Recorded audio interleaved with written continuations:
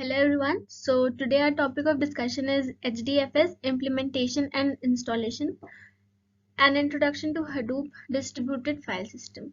So let's start. So firstly we are going to see the content. What are the things that we would be covering in this whole video? So first thing is introduction to HDFS. सबसे पहले we are trying to understand कि HDFS होता क्या है. फिर then we will see कि उसका architecture कैसा है, installation and configuration, उसके बाद best practices and then conclusion. So before understanding the HDFS, we have to understand Hadoop because HDFS is sub-module of Hadoop. So now we will see Hadoop. Hadoop basically एक open source framework या software है जो distributed storage and processing को empower करता है. ठीक है, जिससे हम big data या large sets of data को process, store या analyze कर सकते हैं. Hadoop के बेसिकली 4 मेन कंपोनेंट्स होते हैं जिसमें से फर्स्ट है HDFS that is Hadoop distributed file system. ये बेसिकली स्टोरेज के लिए यूजफुल होता है. नेक्स्ट इज मैप रिड्यूस जो कि डिस्ट्रीब्यूटेड डेटा प्रोसेसिंग के लिए होता है. Third component is yarn which is yet another resource negotiator जो रिसोर्स मैनेजमेंट के लिए हम लोग यूज करते हैं. And the fourth one is Hadoop common. इस मॉड्यूल में सारी जो कॉमन टूल्स या इंटरफेसेस होते हैं वो सारे इसके अंडर आते हैं. Now let's see what HDFS is.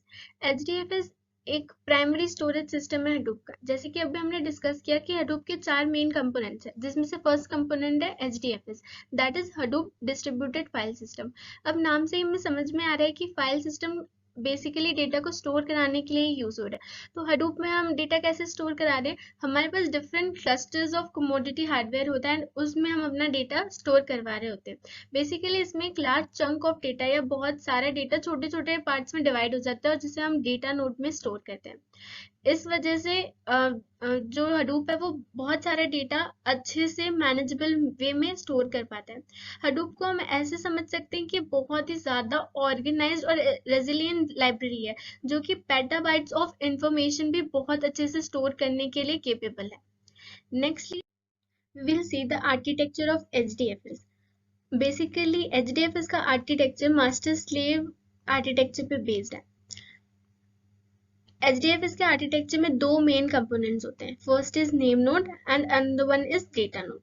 यहाँ पर name node as a master work करता है and data node as a slave work करते हैं. जो नेम नोड है वो मेटा डेटा पे काम करता है एंड जो हमारा रियल डेटा होता है वो डेटा नोड्स में स्टोर होता है. बेसिकली इसे एज एग्जांपल से समझ सकते हैं. तो जैसे कि लाइब्रेरी में जो हमारे लाइब्रेरियन होते हैं या फिर जहाँ पर हमारे स्लॉट्स लिखे होते हैं कि किस स्लॉट में कौन सी बुक रखी हुई है, that is our name node. And basically जिस रैक में या जहाँ पर्टिकुलर एरिया में वो हमारी पर्टिकुलर बुक रखी हुई है, that is data node. And particular book हमारे लिए एज अ डेटा वर्क करती है. So now we'll learn more about them. First is name node.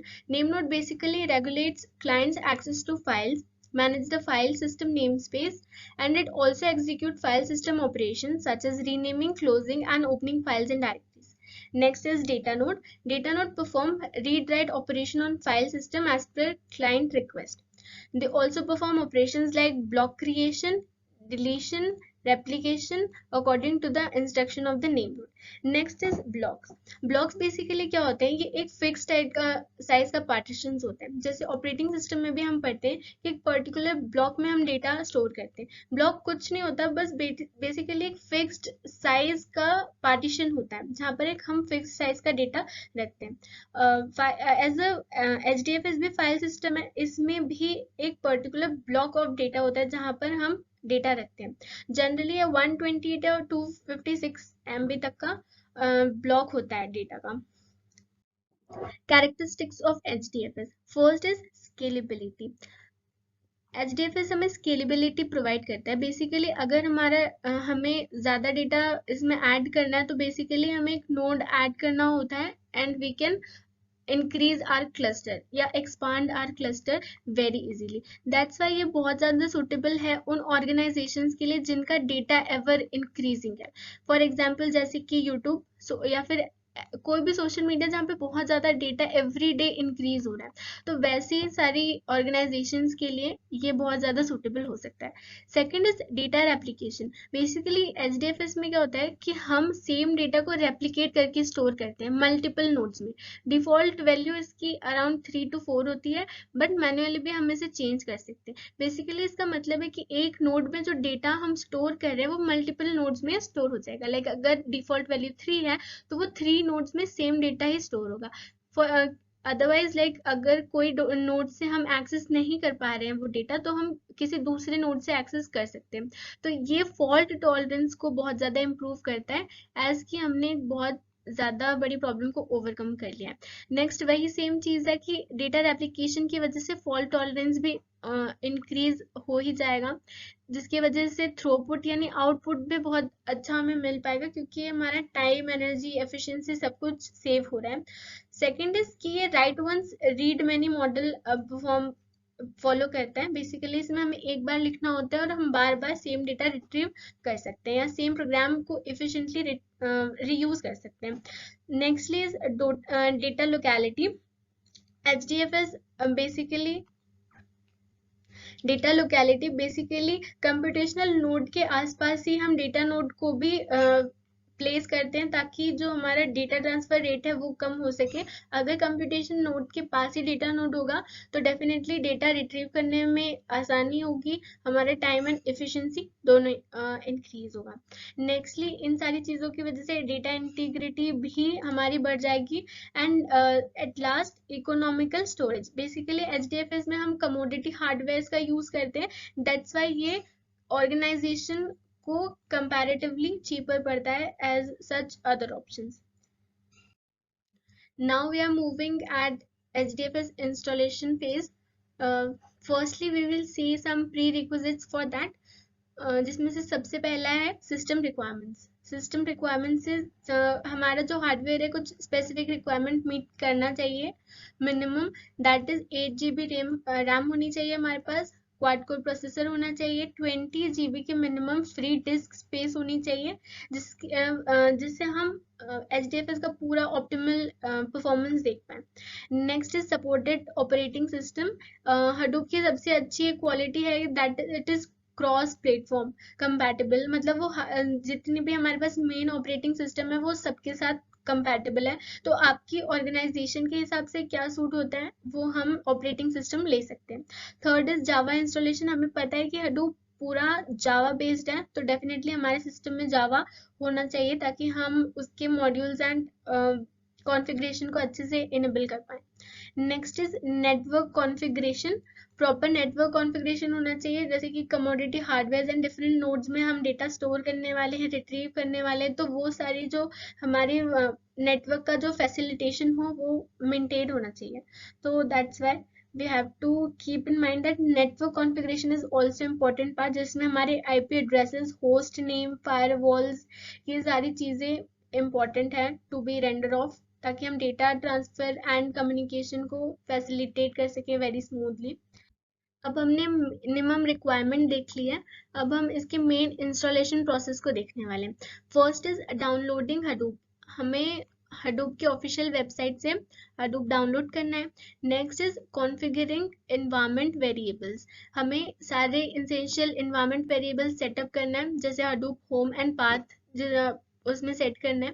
Third is Hadoop setup. अब हम मेन हडूप सेटअप करेंगे, जिसमें से हम XML files, core site HTML and HDFS site XML files को करेंगे। बेसिकली ये जो सारी फाइल्स होती है ना, ये कॉन्फ़िगरेशन में हमको हेल्प करती हैं। जैसे कि कोर वाली साइट डॉट एक्सटीएमएल फाइल्स होती है, इसमें हम डिफॉल्ट नेम या नेम नोड का एड्रेस वगैरह चेंज कर सकते हैं। एंड ये एचडीएफएस साइट डॉट एक्सएमएल फाइल से हम रेप्लिकेशन फैक्टर या फिर block size, name node directory, ऐसी सारी चीज़ें कॉन्फ़िगर कर सकते हैं। Third is start Hadoop services. अब हमने सेटअप कर लिया है, अब हमें मेन सर्विसेज को स्टार्ट करना है, जिसमें से हम स्टार्ट ये वाली dfs.sh वाली कमांड यूज करेंगे। Next is verification. अब हमारा इंस्टॉलेशन सक्सेसफुल हो गया या नहीं ये चेक करने के लिए हम dfs admin रिपोर्ट ये वाली कमांड का यूज करेंगे। Next is HDFS configuration. Basically configuration को हम ऐसे समझ सकते हैं लाइक कस्टमाइजेशन। हडूप को हम खुद के हिसाब से कैसे कस्टमाइज कर सकते हैं वो अब हम देख लेते हैं। First is configuration files. Like अभी प्रीवियस स्लाइड में हम लोग ने जैसे डिस्कस किया कि HDFS site.xml and core site.xml जैसी फाइल्स के थ्रू हम इसको कस्टमाइज कर सकते हैं। बेसिकली HDFS में हम replication factor, block size, name node directory वगैरह चेंज कर सकते हैं। कोर साइट डॉट XML में हम डेटा नोड का डिफॉल्ट नेम या नेम नोड का एड्रेस, ऐसी सारी चीजें इसके थ्रू हम चेंज कर सकते हैं। Next is replication factor. जैसे अभी हमने प्रीवियसली भी डिस्कस किया था कि रेप्लिकेशन फैक्टर बाय डिफॉल्ट भी होता है और हम मैनुअली भी इसे चेंज कर सकते हैं through this site.xml file. Next is block size tuning. Block size tuning भी डिफॉल्ट होता है और हम उसे अपने हिसाब से भी मैनुअली एडजस्ट कर सकते हैं। और basically next is security consideration. इसमें हम कैरबोस जैसे ऑथेंटिकेशन प्रोसेसेस को यूज कर सकते हैं बिकॉज HDFS में डेटा प्रोटेक्शन एक बहुत ही ज्यादा इंपॉर्टेंट फैक्टर होता है। Next is high availability setup. इसमें हम मल्टीपल नेम नोड्स को एम्प्लॉय कर सकते हैं ताकि हमारा जो नेम नोड फेलियर है वो कम हो जाए। बेसिकली इसमें एक और टर्म होती है that is secondary name node. अब उसे as a backup name node की तरह हम समझते हैं बट एग्जैक्टली वो बैकअप नेम नोड नहीं होता है। सेकेंडरी नेम नोड क्या करता है, वो फैसिलिटेट करता है। एज सच हमने जब लाइब्रेरी वाला एग्जाम्पल देखा था तो इसमें हम समझ सकते हैं कि जो हमारे मेन लाइब्रेरियन होते हैं वो हमारा नेम नोड है, बट जो असिस्टेंट लाइब्रेरियन होते हैं वो हमारा सेकेंडरी नेम नोड है।